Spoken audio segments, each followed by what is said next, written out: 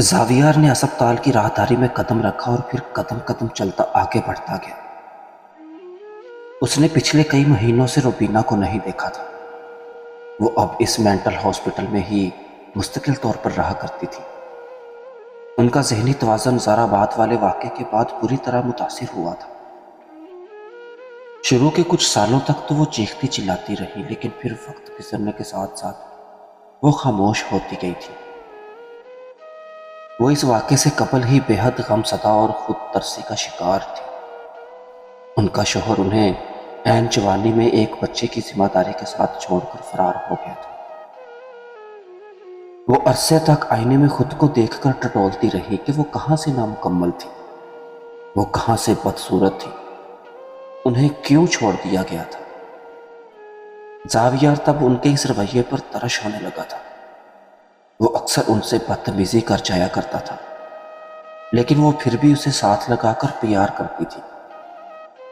اب انہیں ایسے دیکھ کر زاویار کو اپنی ہر بدتمیزی اور تکلیف دہ رویے پر افسوس ہوتا تھا۔ وہ اس گلٹ کے باعث آدھی راتوں تک میں اٹھ کر بیٹھ جایا کرتا تھا کہ کاش وہ کبھی روبینہ کو اس قدر تکلیف دینے والی باتیں نہ کہتا، کاش وہ خود کو چلانے سے باز رکھ لیتا، کاش وہ کبھی ایسا نہ کرتا، کاش۔ اس کی آنکھوں میں گلابی سی نمی ابری تھی۔ بروکن فیملیز کے بچوں کی اذیت ختم ہونے کا نام کیوں نہیں لیتی آخر؟ اور اس چھوٹے سے گھرانے کو بچانے کے باعث اس نے اپنا بہت پیارا دوست کھو دیا تھا۔ اس نے حرم کو کھو دیا تھا، کیونکہ وہ اس دن بستی سے باہر نہیں گئی تھی، بلکہ وہ اس روز حرم کی ماں کے ساتھ ہی ان کے گھر میں موجود تھی، اور ان کی آنکھوں کے سامنے ہی دہشت گردوں نے رانا بیگم کی کلائیاں کاٹی تھی۔ ان کے سامنے ہی انہیں بے رحمی سے قتل کیا گیا تھا۔ وہ جانے کیسے ان سے جان بچا کر بھاگ آئی تھی۔ زاویار اس دن شہوار کی جانب گیا تھا، وہ اسے بچانے گیا تھا، لیکن بستی سے باہر کی جانب اسے اپنی ماں بھاگتی ہوئی دکھائی دے گئی تھی۔ وہ بے کل ہو کر ان کے پیچھے لپکا تھا۔ اسے شہوار بھول گئی، اسے حرم بھول گیا، اسے اپنا آپ تک بھول گیا۔ اسے اگر کچھ یاد رہ گیا تھا تو وہ اس کی ماں تھی، لیکن پھر وہ اپنا ذہنی توازن کبھی درست جگہ پر نہ لا سکی۔ انہیں یاد نہ رہا کہ ان کا کوئی ایک عدد بیٹا بھی ہے۔ وہ خاموش کھڑا کمرے کے باہر روبینہ کو دیکھنے لگا۔ وہ اندر بیڈ پر بیٹھی سامنے نظر آتی مٹیالے رنگ کی دیوار کو ٹکٹکی باندھے تکتی جا رہی تھی۔ زاویار نے گہرا سانس لیا، پھر دروازہ دھکیلے اندر چلا آیا۔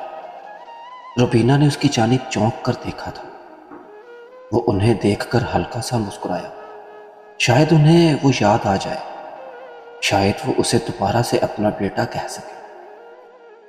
وہ قریب چلا آیا، پھر ان کے بستر کے قریب اپنی کرسی کھینچی۔ جو ہی ان کے ہاتھوں کی جانب اپنے ہاتھ بڑھائے تو روبینہ نے یک لخت ہی اپنے ہاتھ کو پشت کے پیچھے چھپا لیا۔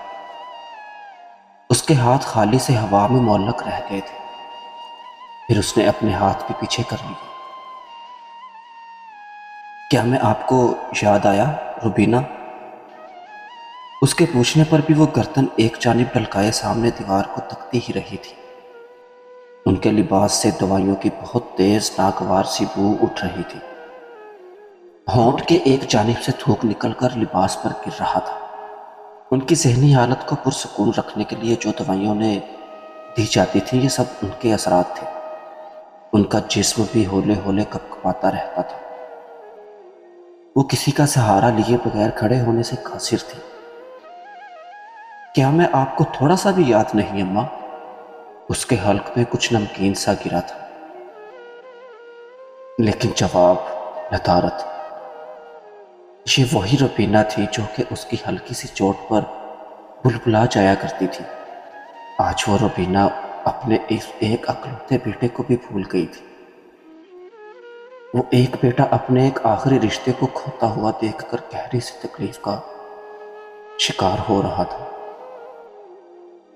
وہ انہیں یوں ہی دیکھتا رہا اور پھر کچھ دیر بیٹھے بغیر وہاں سے چلا گیا۔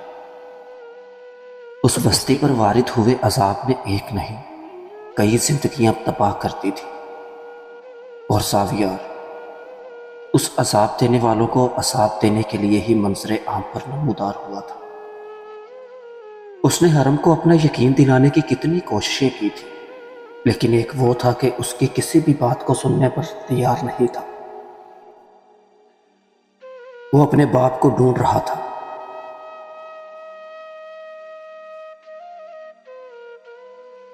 وہ اس ایک شخص کو ڈھونڈ کر اسے اپنے ہاتھوں سے قتل کرنے کے لیے منظر عام پر نظر آیا تھا، جس آدمی نے اس کی ماں کو ساری زندگی عذاب کے گھڑے میں رکھا تھا۔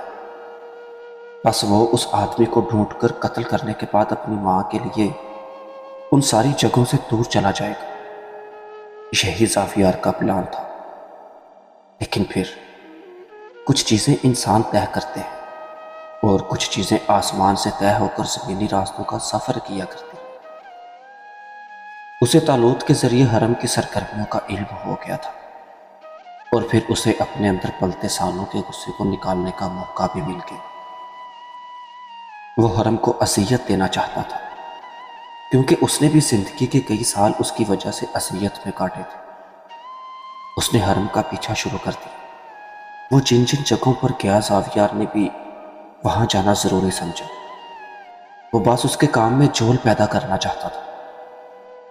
وہ اس لڑکی کو تکلیف پہنچانے گیا تھا، کیونکہ وہ حرم کی حفاظت میں تھی۔